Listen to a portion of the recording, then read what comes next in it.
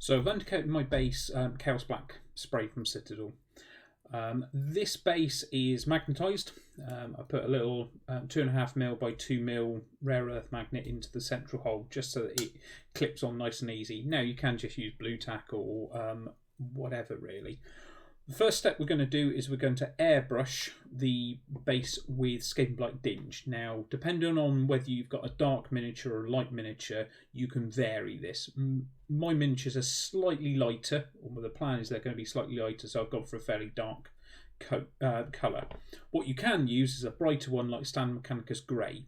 I wouldn't go all the way up to something like a Dawnstone because that's probably a little bit too bright.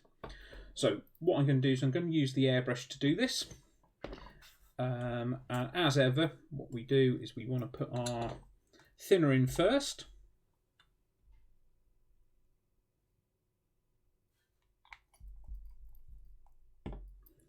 Give our pot of paint a nice shake. To one side while I open it. And then use an old brush just to get a bit of paint and mix it in the cup. Now, because this is a just a base colour, you can afford to go for a little bit thicker than you might do otherwise. So, just a little bit more, in fact. So, and this is the consistency I'm going for, so that it just runs down the cup quite nicely.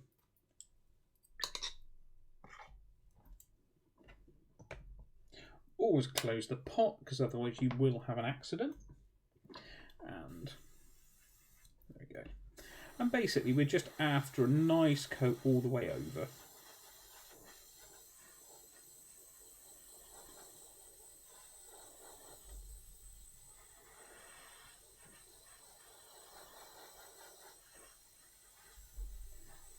So I tend not to apply mine too thickly. If ever you've watched any of my other videos where I airbrush, I tend to put it a decent coat on, but I don't do it so much that it's actually really wet and running. If I do get any point where I think I've applied it a bit too thickly for me, I will just go through and just dry it off with the airbrush without any paint coming through. So you will every now and again need to just clean the tip. That's fine.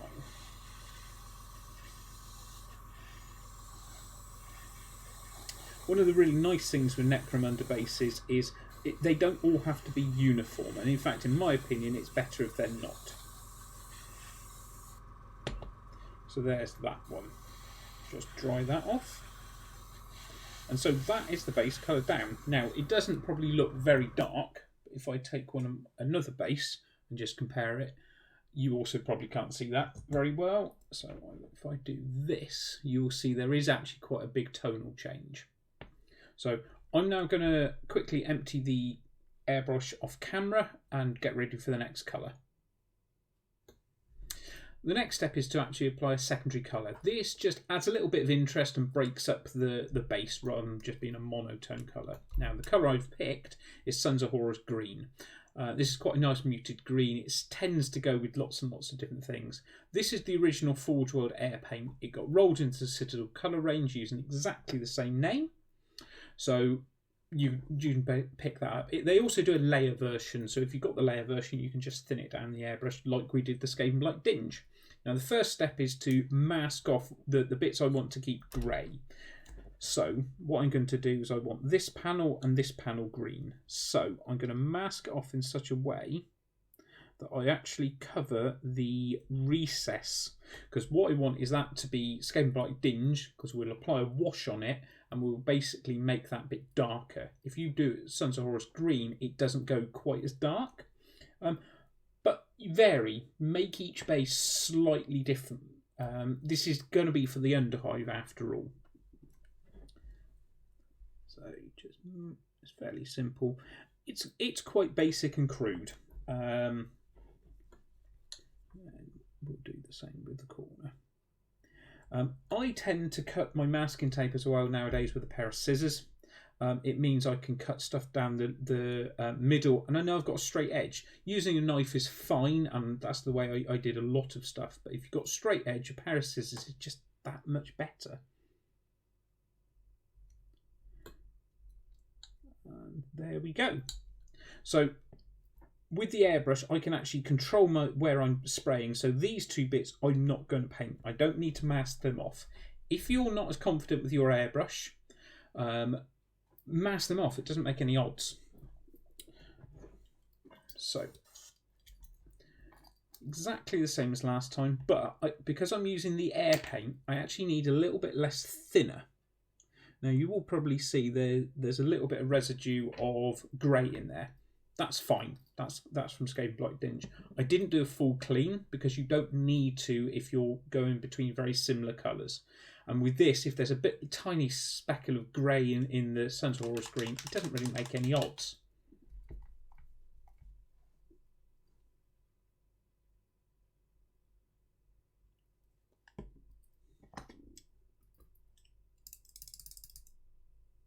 There we go. That's actually probably a little thick. So if you get that and you feel it is a bit thick, just put a bit more thinner in. There we go, that's a little bit better. So put the lid on the paint. Even with dropper bottles, it always pays to make sure that you remove any chance that it might actually... Right, there we go. Remove any chance that you might spill it. So, there we go. As you can see, it's a really nice paint. Now, I'm not worrying too much about that hatch because it's my intention to paint that hatch with a metallic knife, but that will be done by hand. Just dry that off quickly.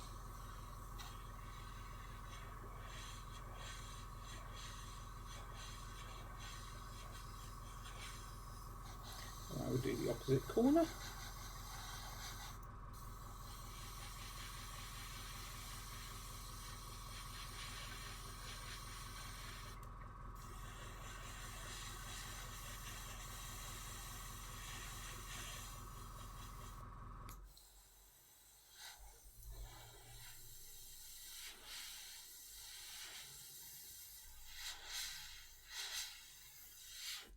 There we go.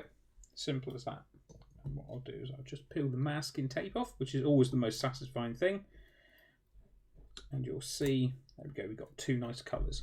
Now, if you wanted to, you could actually put even more tonal variation. So you could, for example, I've gone Skavenblight Dinge, I've got Standard Mechanicus Grey. You could just do one of those panels if you wanted even more variation. On a bigger base like this, you can get away with it. With a small 25mm, stick with one or maybe two colours. So I'll clean the airbrush out properly because that's now the end of our airbrush use, and I'll see you back with some brushes. First step I'm going to take is to do some edge highlighting. So this just helps to define the base and the various sharp edges. I'm going to use two colours. I'm going to use Standard Mechanicus Grey and Dawnstone. I've got them both ready on my palette, and what I've done is I've just slackened them off with a little bit of water so that they flow off the brush nice and easily. Now, I'm going to be using, the brush I'm using is Rosemary & Co. size 2, but use whatever you want. You want something with a half decent point, but you don't need to use your best detailed brush that you're going to use to paint eyes. It's just to help define everything. So we're going to take some of the Standard Mechanicus Grey, and all the areas that I wish to keep grey, I'm just going to give a fairly chunky edge highlight like this.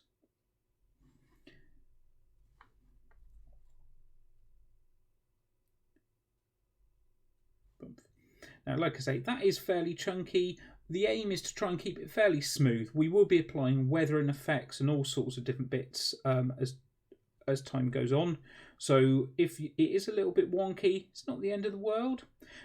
I actually think that this is a really good way to get better with your edge highlighting as well, because it doesn't really make too much difference if you don't get it perfect, but there's lots of really nice long straight lines.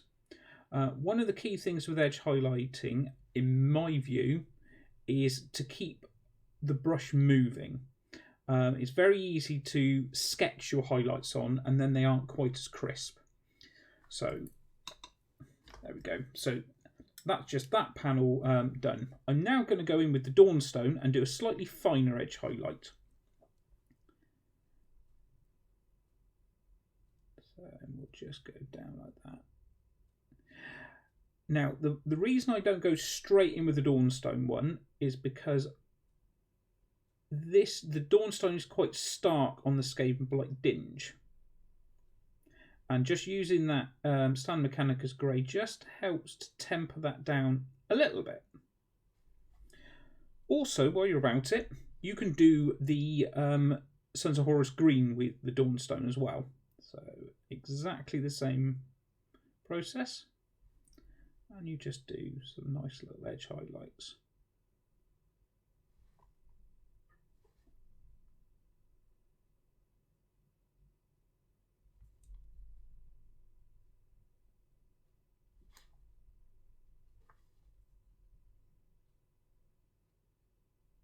Now that was a little bit thick, so just use my finger just to push it off and you'll see it's absolutely fine. And that's it. I'm going to go carry on doing all the bits that I want to keep grey. Now some of these bits will be metallic, some I'll keep grey. And then we'll come back and I'll show you the next step. As you can see, I've now finished the edge highlights off. Quite happy with those. Again, they don't need to be perfect because we'll be doing chipping and all sorts of stuff, but it just helps, as you can see, just define those areas as opposed to just being a single flat colour. The next thing we need to do is to apply metallics.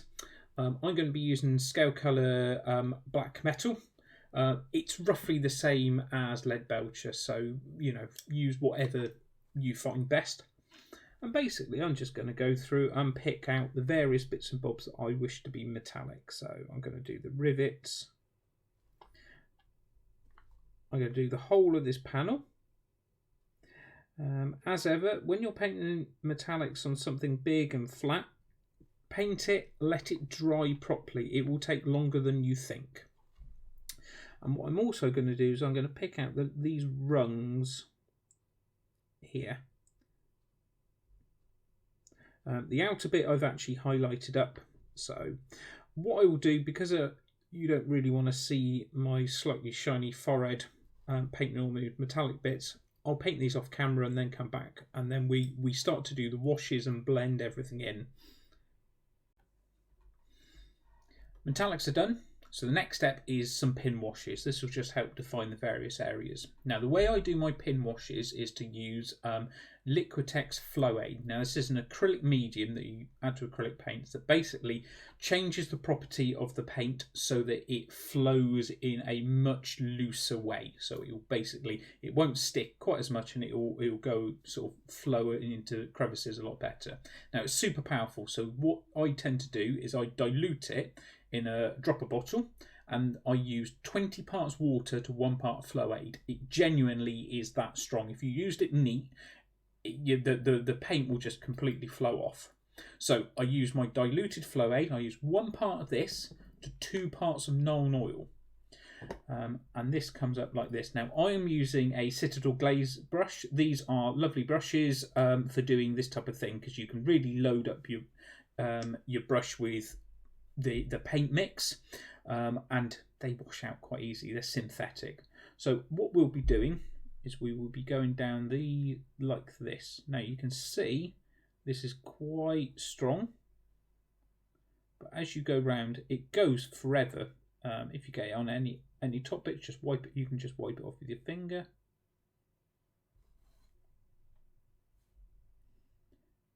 And basically that's it. It will pull round. The Flow Aid will mean that it pulls round with capillary action.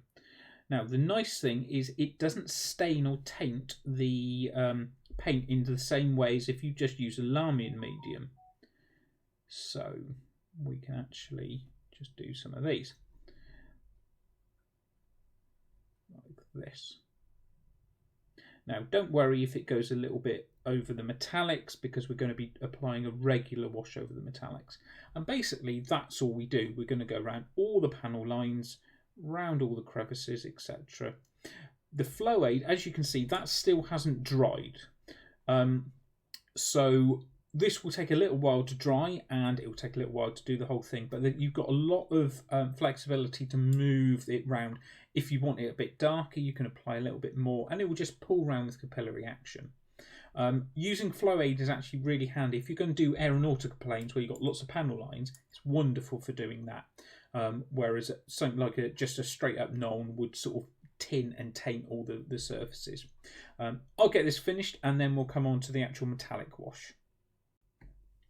Fairly straightforward step now, and what we're going to do is we're going to take equal parts of Agrax Earthshade and Nuln Oil, and we're going to just paint over the metallics.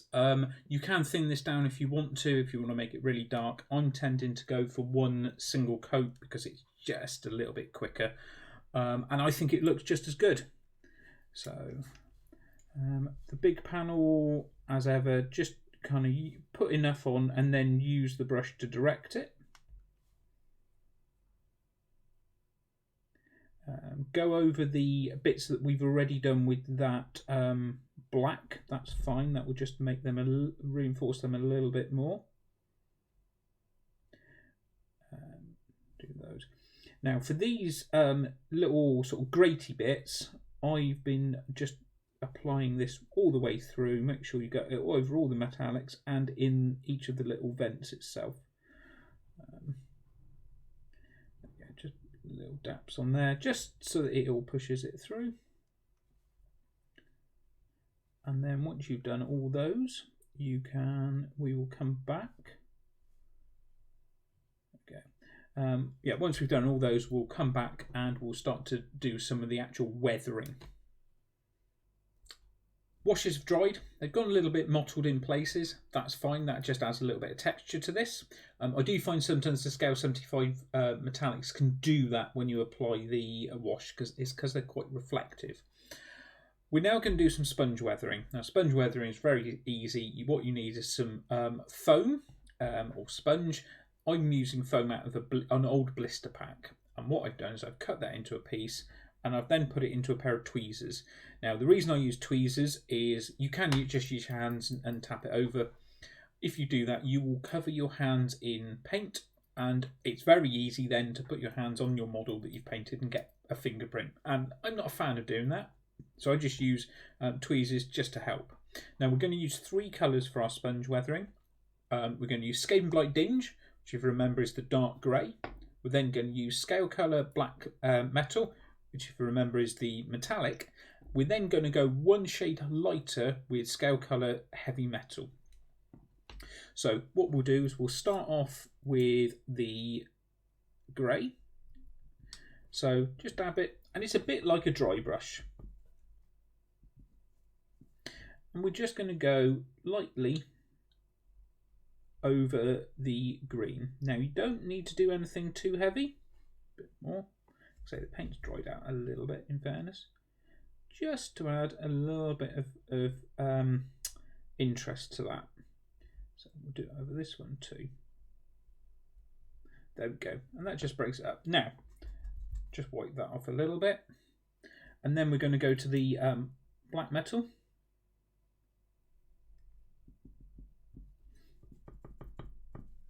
And then we're going to go basically over most of the model. Now, the key bit, and you can stroke it and dab it, etc. You got a whole mixture of things you can do. What you want to try and do though is to go for the edges, because this is where you're going to get the wear and tear.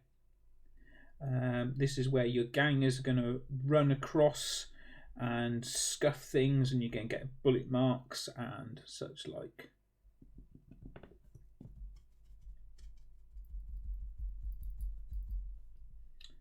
I will try and keep my head out of the shot, unlike the last little snip.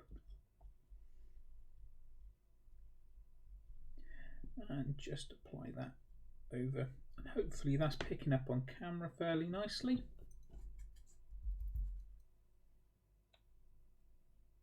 Like I say, with the metallic areas, it doesn't hurt just to scuff it rather than actually dab it.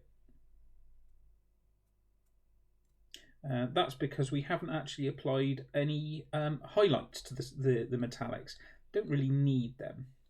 There we go, that's looking quite nice. Now, Just scrub that off a little bit more.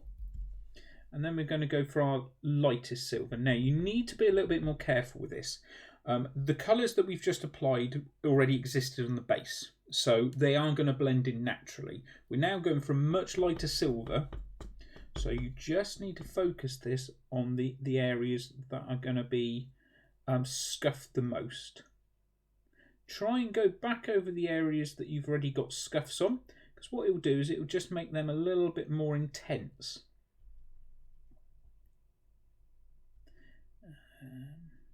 Go.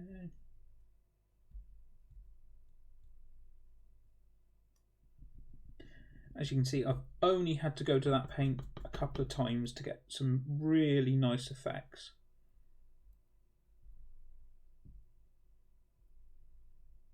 Now, if you really wanted to emphasise some scratches, you can actually go in with a brush and sort of do like you would on an actual miniature. Thing to remember, this is a base. We don't want to be doing too much detail on this. So I'm now quite happy with that. It always pays just to look at it from different angles, because you might actually see an area that you think, oh yeah, I will put a bit more there. But overall, I'm quite content with that. Next step will be to apply some actual weathering effects. So I'll get my stuff together and then we'll go straight onto that. Next step I'm going to take is to basically add a little bit of variety and sort of some manky, grimy dirt to the base. Now, I'm going to be using a product by Vallejo called Streaking Grime. Now, this is an acrylic-based product. AK Interactive actually produced one that is an enamel-based, which is really, really good. It's what I've used on all my Imperial Knights. The benefit of the enamel ones is the fact it's got a heavier body, and as you move it around, you get this nice build-up of sort of grottiness. The disadvantage is you're having to use thinners and things like that. And to be honest, really it works best if you put it on top of a gloss varnish, and I really don't want to be doing that. This is some bases. So the acrylic one is much better because you can rinse your brushes out with water and such like. So open up, make sure you've already given it a shake. I actually have put a couple of very high grade ball bearings, stainless steel ball bearings into this, so it is much easier to mix up. You want a cotton bud, and basically what you want to do is get some water on your cotton bud, and we'll do this a little bit at a time. And you want to, a bit more water, you want to basically get a load of water in all the crevices, then use your glaze brush and apply Streaking Grime to it. Now, you can then use your cotton bud to move this around, and when you've got some on here, you can actually apply onto other surfaces. The reason I make it wet first is because it then pulls in with capillary action and you don't get a hard line. If you think about it, if you're walking down the street and you look at a build-up of dirt, it very gently blends in to the actual pavement and the area around it.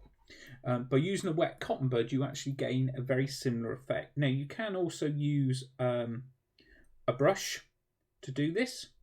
But just be careful that you don't make it a little bit too precise. So now we don't necessarily want it everywhere. So, and another way you can actually apply it is you can put it on like this and then just use your wet cotton bud just to kind of dab it and spread it around. So use a mixture, try and sort of mix it up. So you can see this is already starting to dry there. Just check, yeah. Is, and you've got this nice sort of greeny hue to certain bits. Like I say, just try and do it in random patches. You can apply more, you can apply less, and such like. So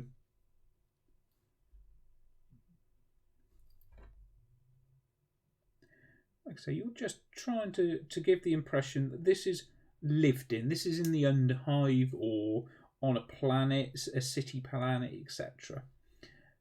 If you're not happy with it, because you've made this nice and wet, you can actually go back and remove it.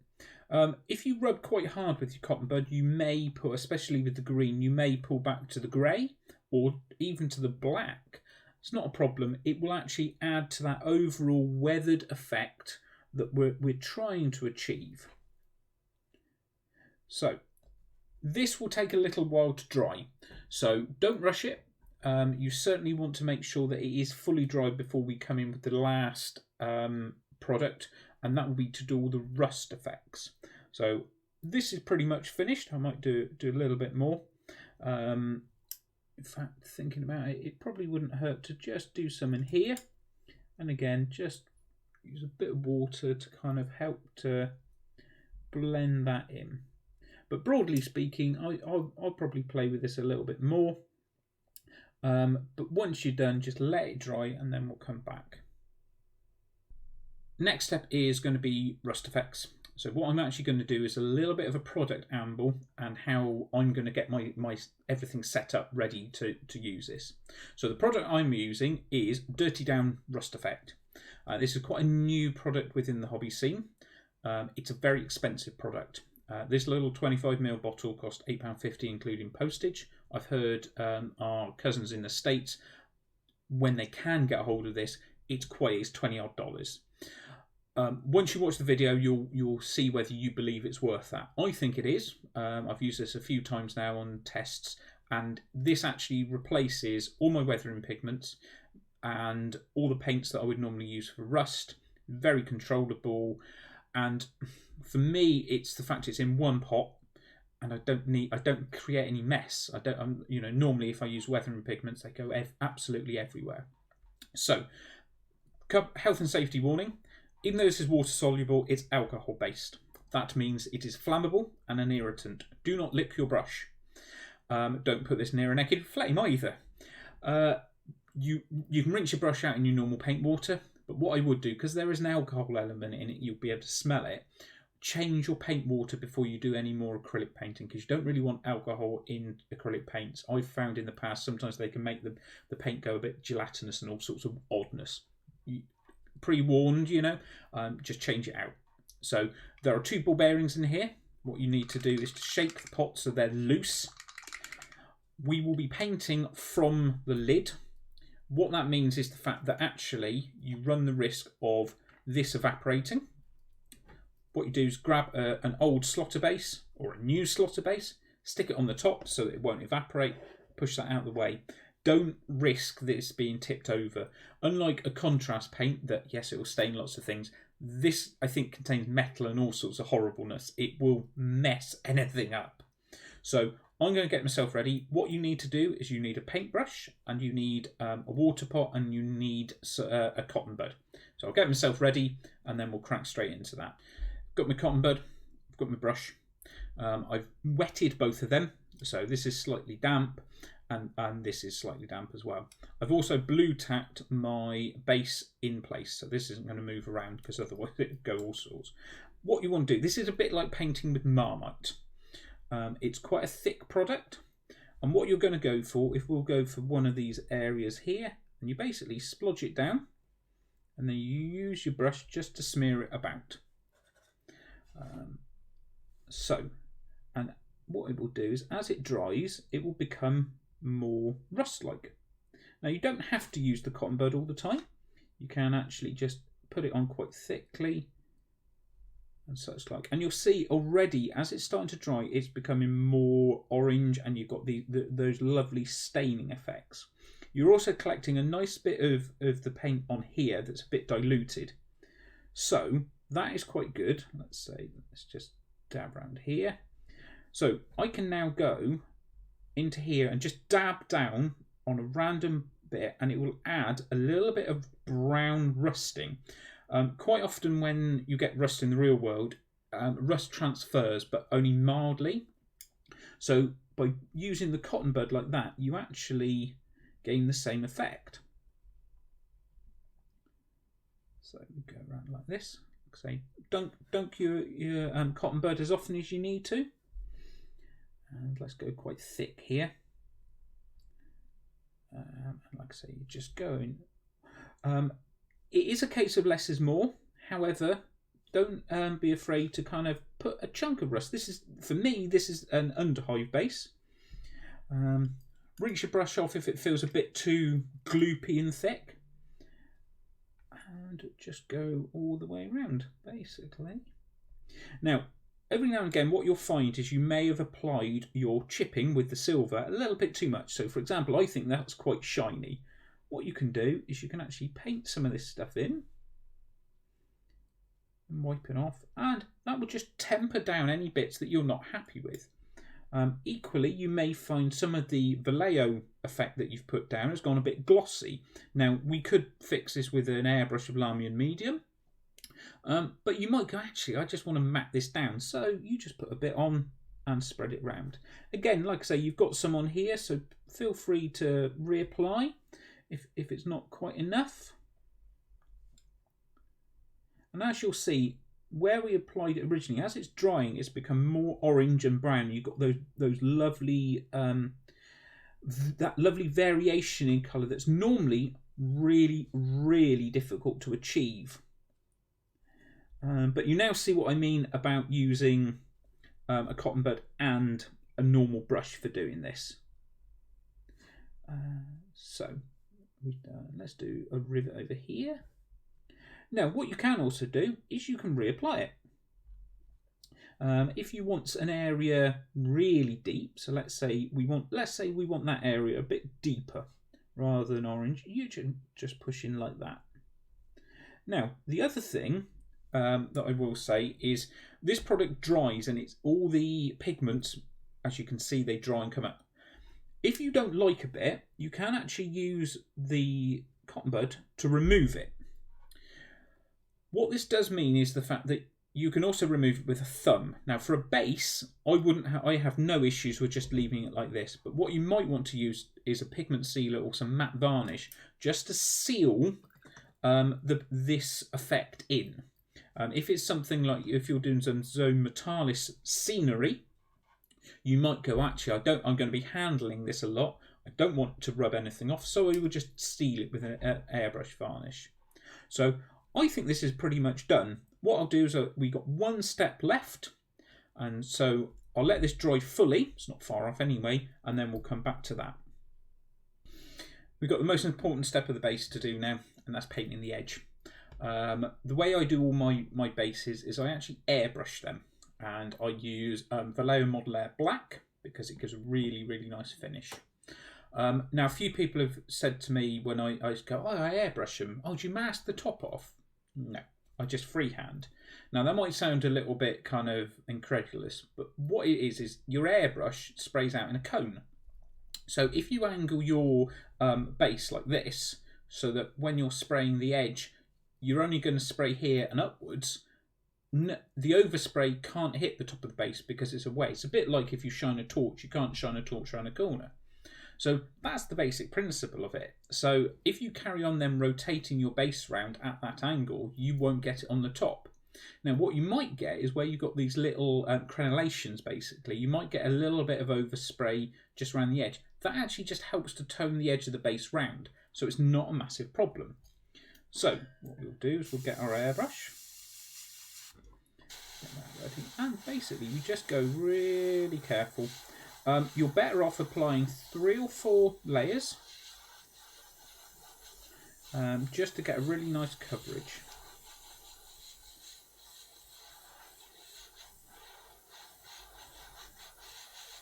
There we go. And as you can see, it's a really the finish on this is lovely and flat.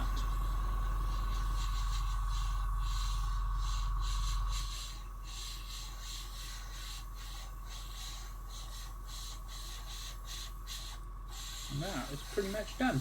Always rotate it around and just double check, because what you might find is that sometimes you might get a bit, when you're doing the green, you might have got a bit of green over the edge, and that might just take a little bit more to do. But broadly speaking, that is one base completely finished. You'll see there's a few shiny patches and things like that that just catch the eye, which is fine. If you really dislike the shininess, as I said earlier, one trick that I use is a little bit of Lahmian medium through the airbrush. We'll just temper it down.